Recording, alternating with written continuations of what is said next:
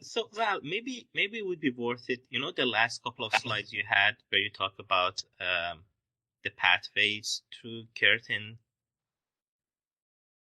Okay, just Maybe those would Oh yeah, be. that's interesting because we've actually got a student who did the micromasters, then went up and did the Master of Innovation and Commercialization up at our business school, and they're coming to do a PhD down here in electrical engineering. We're actually meeting him today to Yep. chat about it. So he took advantage of the 200 credit points to get a master's degree. excellent. Excellent. Because yeah, certainly the predictive analytics would fit in as well. And if they approve the Yep. new IoT one, that would be Well, awesome. that's right. It's easy to match. Yeah. So is there an IoT masters now? Is it? There's a major in predictive analytics, and Val is the course coordinator for that. There you go. And she can tell you everything you want to know about it. And it will be approved. It's one of the strategies of the university to get that sort of stuff up and running. Okay. So they're just having me on, are they, Ian? I get all the They can't make anything easy. okay, fair Where enough. would be the interest and fun in life if things were easy? All right, you want to say anything before we start, Sebastian, about results or? No. So I've only seen two final reports posted so far, so I haven't started marking yet. But as always, if you had any questions, feel free to email us, and we'll always get back to you. It's been in past weekend. This week has been a bit busy for us, so apologies if you missed any emails. Please feel free to forward the email to us again if you don't receive a reply within 2 days, 3 business days, so it pops up in our mailboxes, and we'll answer that ASAP. All right, so you should be able to see predictive analytics at Curtin on the screen. So Yep. one of the arrangements that we have is that if you've completed the MicroMasters, you can get 100 credits of prior learning, recognition of your prior learning as you go into the Masters programs. And so you've got 400 credits overall that you do. What is great at the moment is one of the upsides of COVID, I guess, is that we've been forced to do a lot of, or switch our teaching to be available online. So you don't have to be in Perth to come and do the Masters in Predictive Analytics. We've adjusted everything for that. So the Masters is looking at, it's got a first year where we build a foundation of programming, machine learning, data management and data security, statistics to prepare for the majors that come after that. So there's a common first year, and hopefully in a few weeks we'll have approval to bump it up to 4 majors that you can choose. And the majors would be finance, resource operations, IoT, and one in data science for people that just want to do a bit more in the stats and coding side of things. Okay, so there's 3 qualifications in there. So if you do the full 2 years or 1.5 years, if you get 100 points of credit, you can get the Master of Predictive Analytics. And if you just do the first year of it, you can exit with a graduate diploma or have that and then continue on to the Masters. And the graduate certificate is 6 months full time.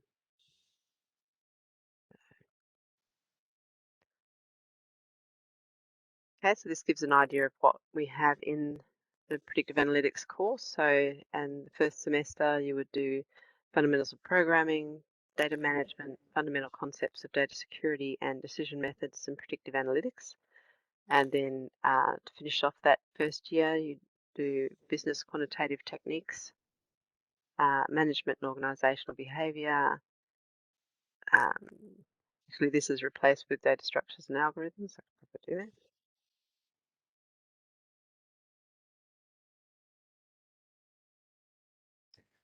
What are you Which typing is Yep.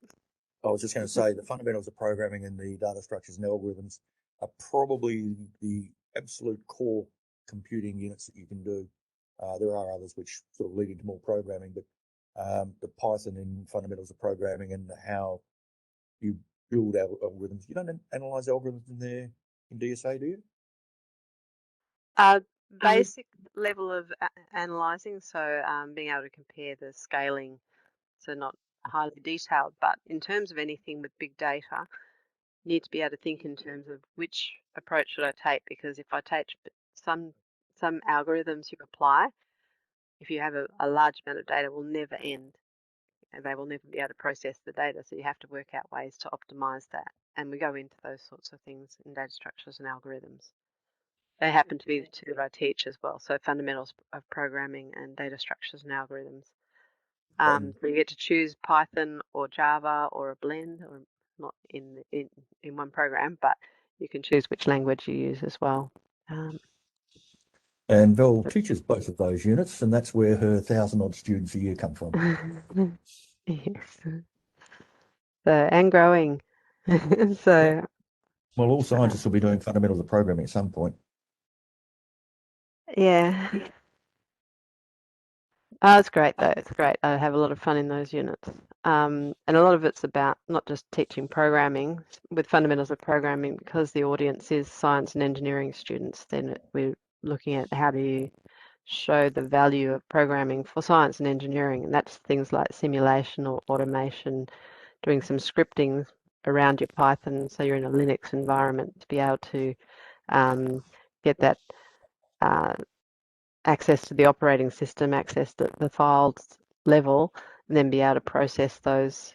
So write a Python script to do processing on one file perhaps, and then have a Linux script that helps you to do that same processing on lots of different files or lots of different experiments and simulations, it sounds overwhelming, but it's something by the end of the semester almost all the students can do, which is an achievement. And they say, oh, put that onto your resume because you've got something that differentiates you from engineering students in from different universities.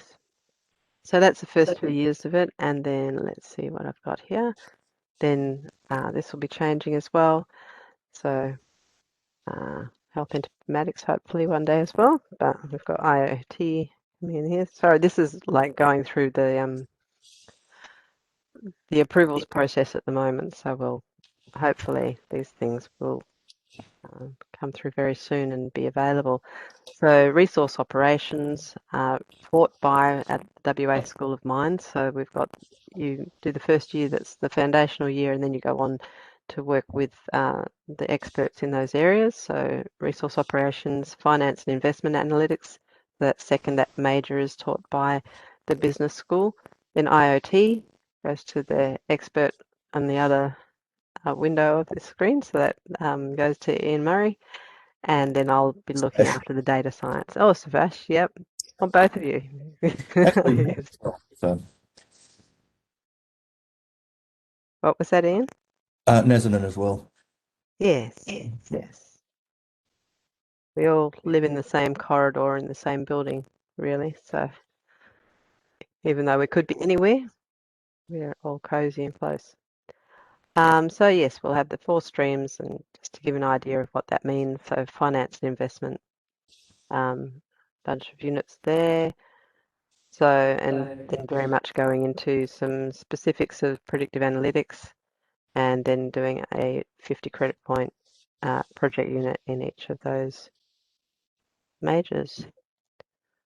Okay, so the main intake semester 1, but we can take mid-year as well. We can take part-time as well, but it's a 2-year duration. But if you did it part-time, then that would be 4 years, but then it would come down to 3 if you have 100 credits from finishing your MicroMasters. So I highly recommend it. So it's an excellent course, and it's about to become even more excellent with these changes we're making. Thanks, Bill. That's all right. All right. So if we go through, record this one And we'll play it tonight if we still only have a couple of students coming along, as it is the end of semester, end of course, I mean. We may not get too many turning up. So do you want to do that, Val? So do the presentation now? Yeah, do the presentation. If we only get a couple of people in tonight, I'll play the recording through with Savash. Okay. I won't have to just pop in to begin with. We'll see how many are there and then go back to your marking if there's not too many, and we'll play this back. So welcome, I'm Valerie. I think you might remember me from a few units ago in the MicroMasters. I look after predictive analytics at Curtin University, and I teach fundamentals of programming in Python and data structures and algorithms. So hopefully you've been inspired by doing the MicroMasters in IoT, and you might come and do some more study with us at Curtin. In that case, I might see you on campus or online. So what I'm going to talk about this morning is data presentation and insights, looking at what you can do once you've got the data that you're getting from the Internet of Things and what sort of things you have to be thinking about. So looking at the types of data, and we've gone through this a bit, but it's just going back to say what are we thinking about when we've got data that we're working with, because the type of data sort of determines what sort of things we should be doing it and how we should present it. So we've got our presentation options, and we can do dashboards, which is everybody loves a dashboard, so that's something that we can be looking at through some different online tools. And then looking at predictive analytics itself, so what can we do with this data that we're collecting? How can we apply it and use it in our workflows and our operations? And then looking at what you can do afterwards if you continue on with study. Okay, so if you've got the things that you've set up on the Internet of Things and you've got them communicating, talking about how can we, if we want to be able to present things, we have to have some place that they're going through and being stored, having the data about these things being stored so that we can analyze it and present it and make it available. So this could be sensor data, and our sensor data could be time series, could be numeric data. It could be information about position and orientation, about movement, about temperature. So we've got to think of what sort of data we're looking at that we could be presenting. We can also be bringing in video and images that are being captured. We could be talking about locational data and maps that we can be showing and looking at the count of different events. So with this sort of data coming in from our things, from our sensors, we may have a bunch of things that we're going to be putting together to give an overall picture or to be able to make our decisions. Okay, so initially we'll get that data in, and it might be coming from multiple channels in a raw state, or we'll have some metadata, some information around it, but really we need to be able to say, we know that those things are in these particular locations, so wrap that raw data with some information to make sure that we can differentiate between the sensors that we're looking at. So we would probably get rid of some maybe unnecessary information that we have and then add to it the information that we need, which might be time and date stamps and locations, as I said. Okay, we may have some other data that we bring in, so we might care about the outside temperature at the time or how many people have come into a building, those sorts of things. So we can be grabbing different data sources and mashing them up to give an overall picture. Okay, and on top of that, then be able to use statistical tools and machine learning tools to take that information a bit further.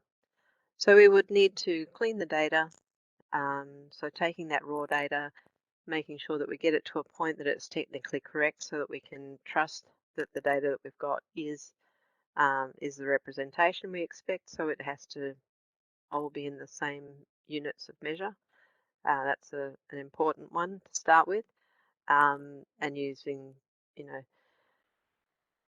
taking, once we've got the data into the same units and the same perhaps frequency of information, then we can start to put them together. So with that consistent data, we can do that.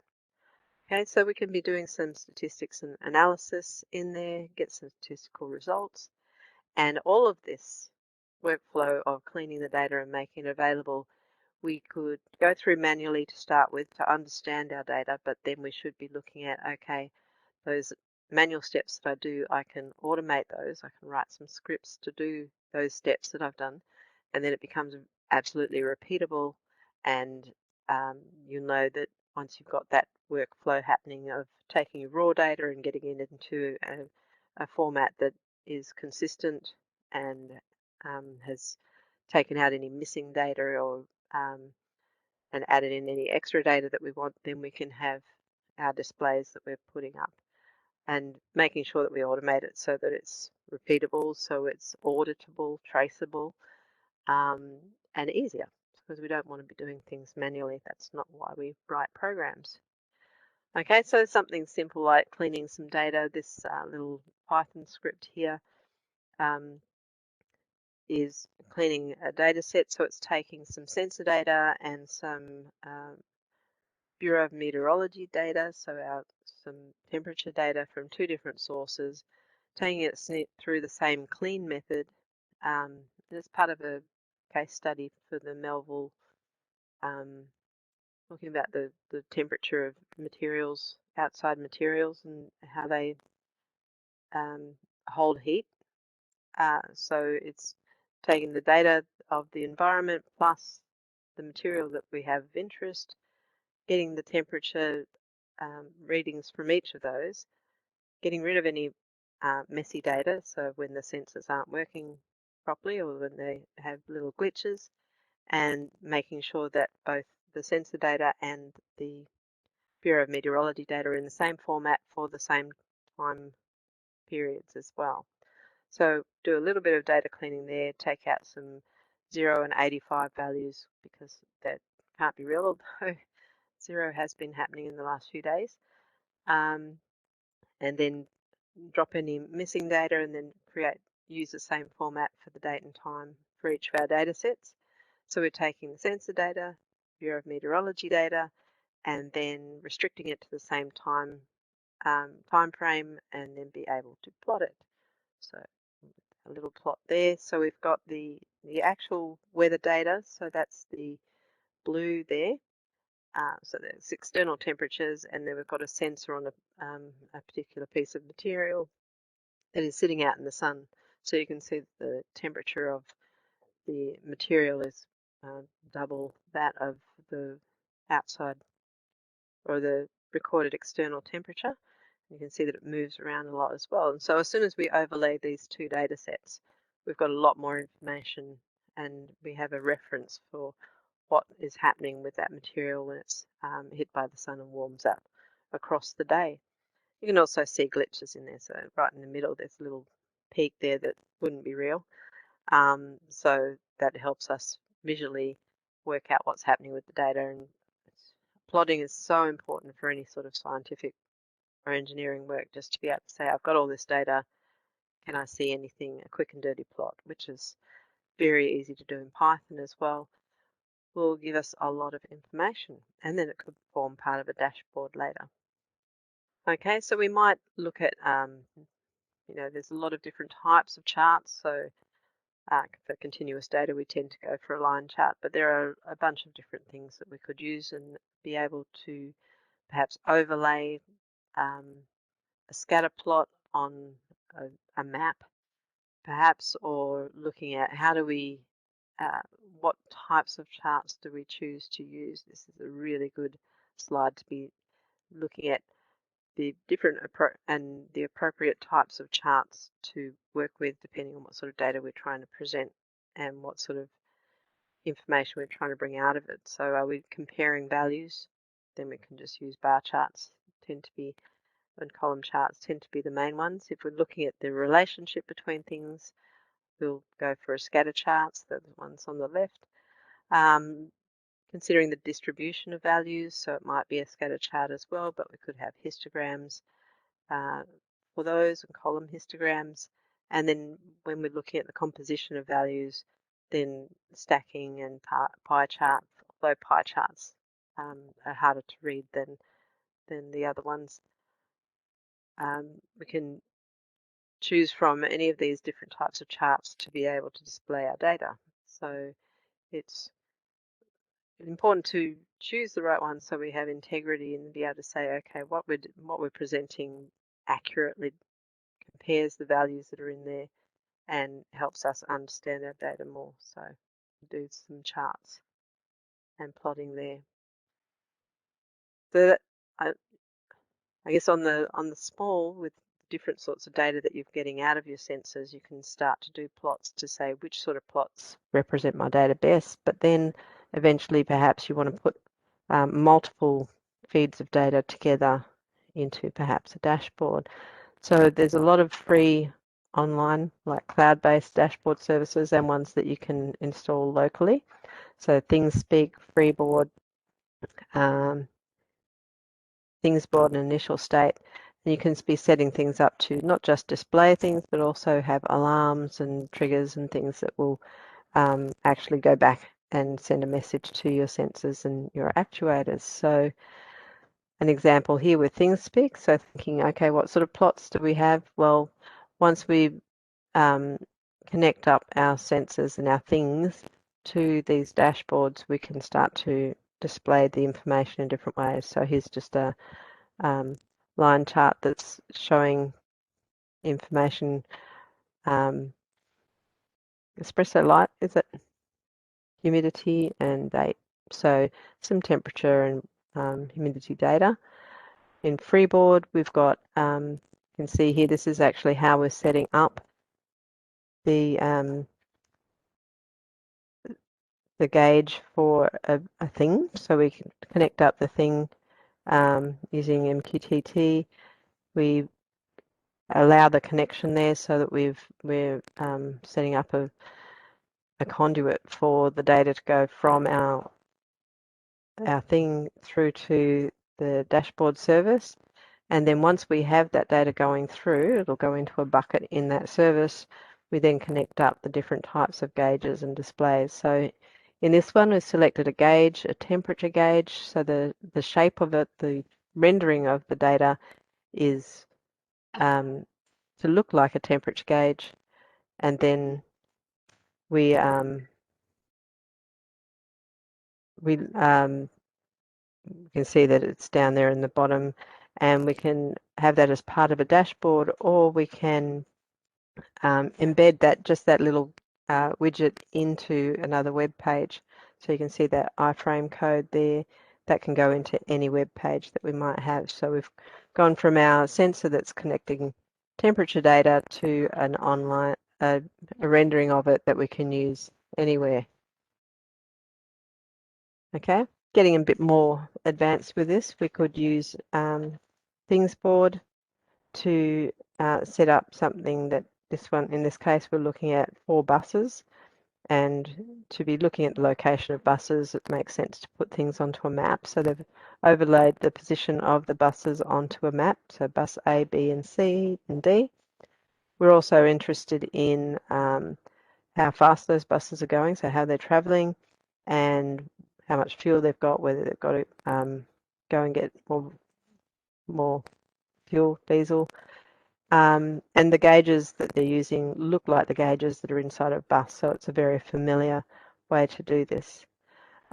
This sort of data, yes, we're tracking the vehicles for perhaps a transport company, but also they've shown that if they, with analysis of the driving habits of different drivers, it can make 20% difference in how much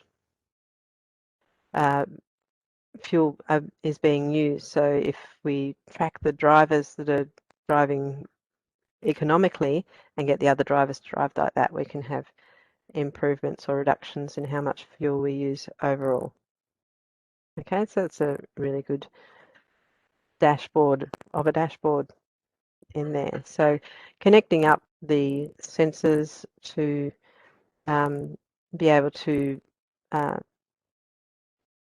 present them in our dashboard, but also to be able to have this things board be able to send back messages to our sensors and get events to be responded to. You can see the little workflow there, so it's just a drag and drop connections with any of the sensors that we have. So that's with things board, initial state. Also looking at maps and location data, you can see that at the top right.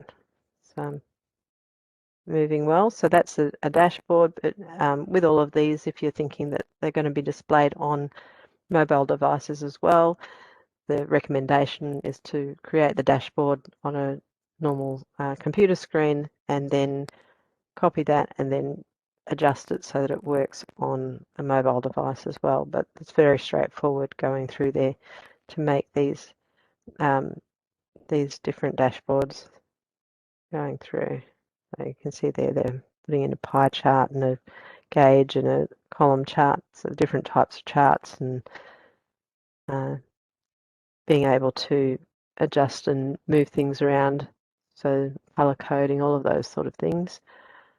And this takes it to another level. So this is looking at the conditions in an office, so office humidity and wind speed and the external weather information as well. So bringing together two multiple feeds, so the weather information coming from darksky.net as an example of a way that you can get weather data instantaneously, and then having the equivalent weather data being recorded inside the office, and then presenting it with like line charts, or you can see that there's some thermometer readings there, so a different way to present the information, the temperature gauges, but you can also go for infographics, so being able to say, okay, here's a picture of what's going on. So it's cloudy, so you've got a cloud with the sun behind it, looking at the phases of the moon and all different things that you can put up there and make it so that people don't have to be looking for the axes and working out what measurements there are. If you can display it in a way that's intuitive, then people can take in a lot more in one view of your dashboard, which is what we're trying to do with the dashboard. Okay. So we've got different cloud services that are available. So you could install a setup yourself to create a dashboard, but with the cloud services, you can be putting the information out and usually for a small subscription be able to store data there. So they may have, it may be that you're just storing the data, say in Amazon Web Services, and storing static data there and then reading it off from somewhere else. And even though it's static data, it can actually be web pages being stored in Amazon S3, which is a really cheap way to do things rather than using like software or platform as a service. So you can put all your data into a cloud location and then be working from there. And that gives you that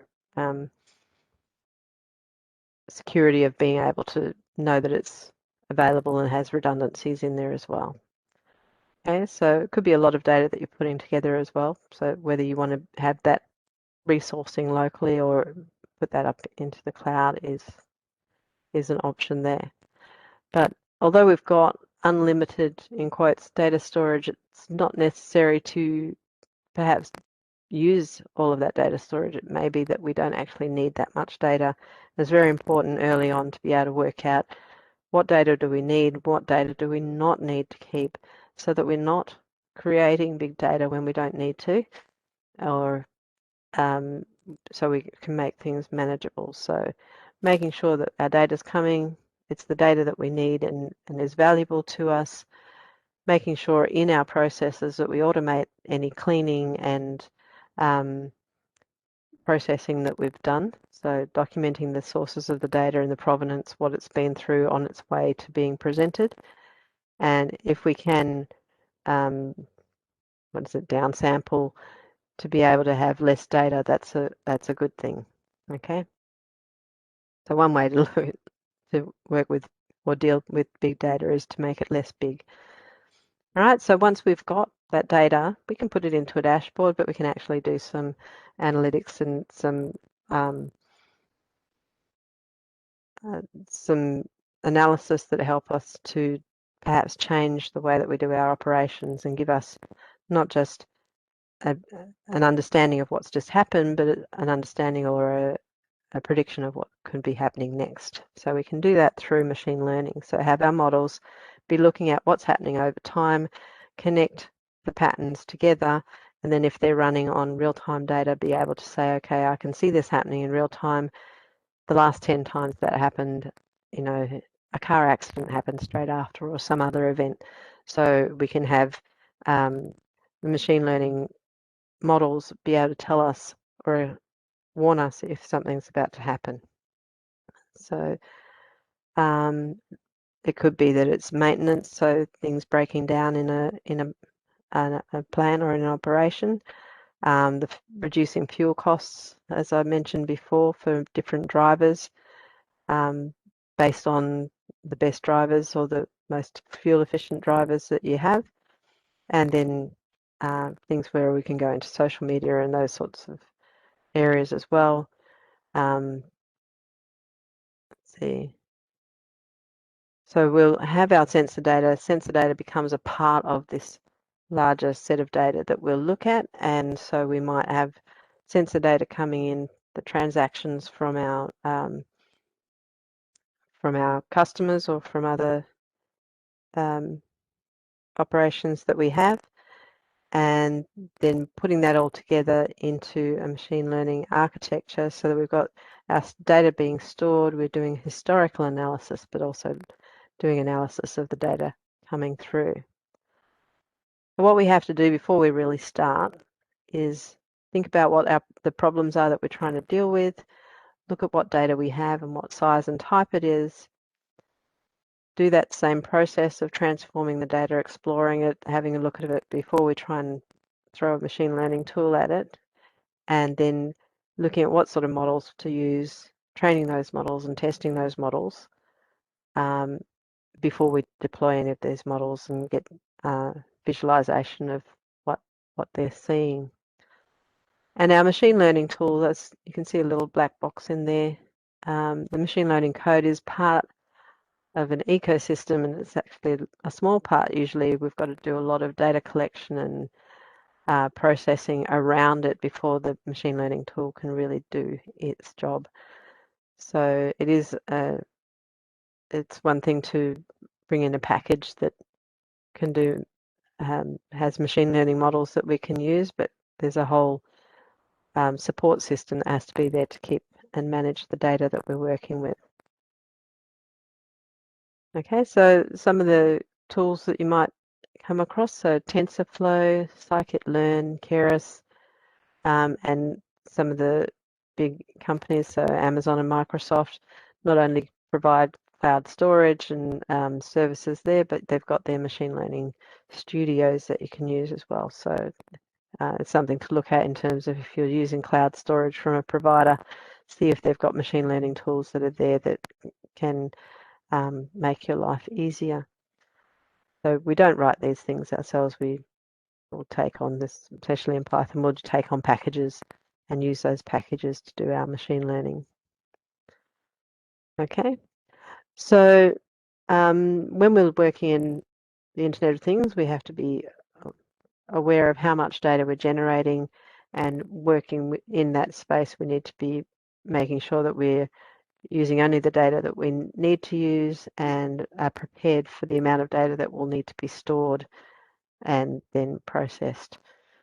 Okay, so we need to use a lot of automation for that. So with scripting and writing different programs to automate the cleaning and processing of the data.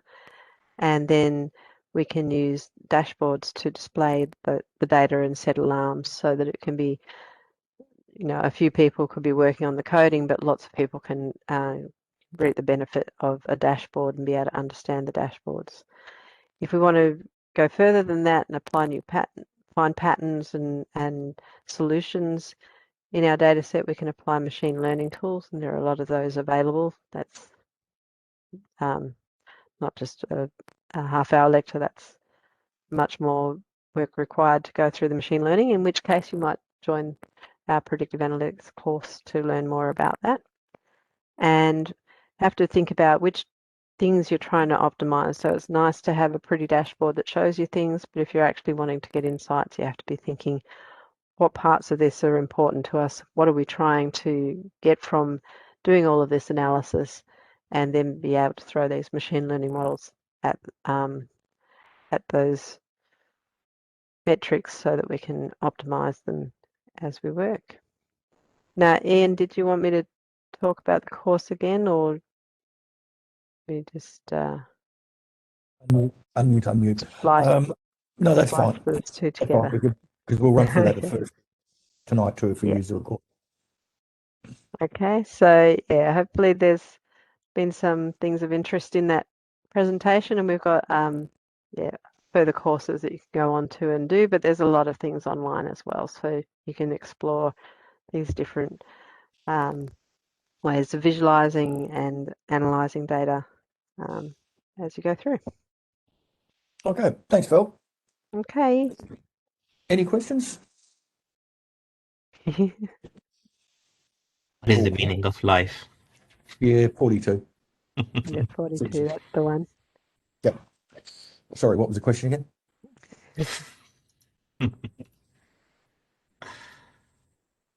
All right. Well, thank you, everyone.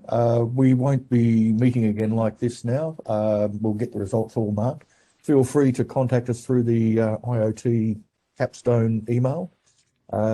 If you want, happy to link on LinkedIn. We'd like to know how students are getting on in future, see what you get up to.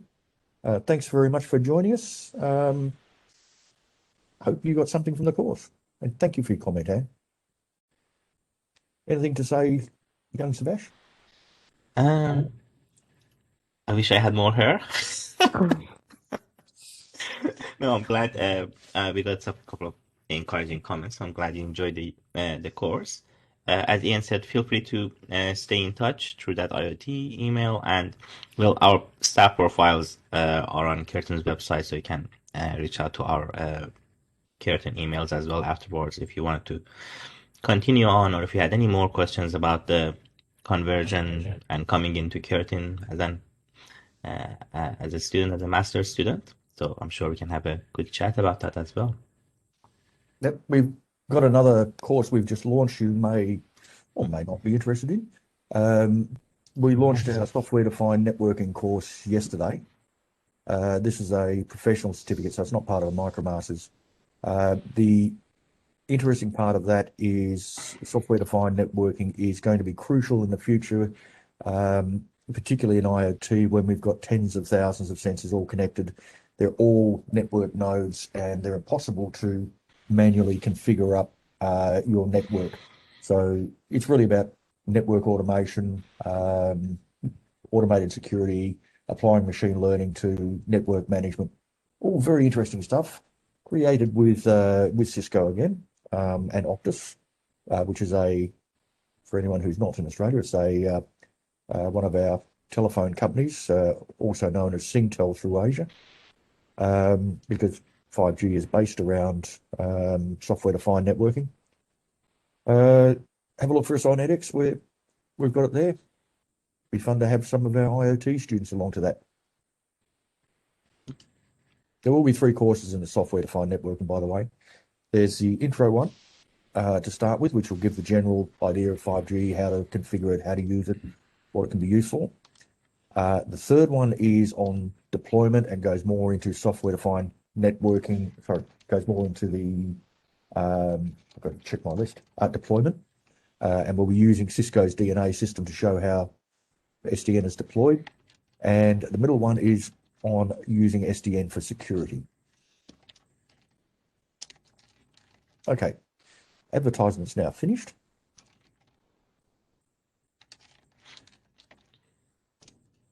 All right, well, if there's nothing else, thanks very much for joining us. Hope you got something from it. And please, if you feel like it, keep in touch. Thanks, guys. I'll stop the recording.